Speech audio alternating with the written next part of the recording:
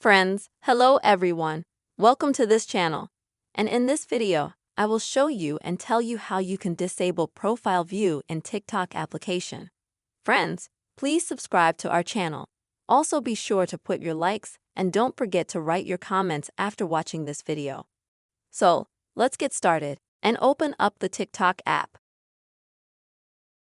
Next, you'll need to go to your profile here. Now click on the three bars in the top right corner.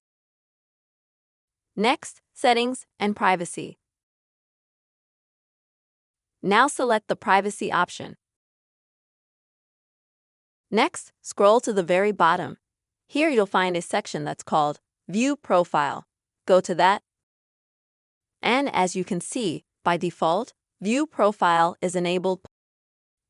And you just need to click on this button here to deactivate it. After that, no one will be able to view your TikTok profile.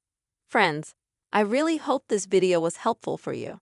Please put likes, write comments, don't forget to subscribe to this channel, and see you soon.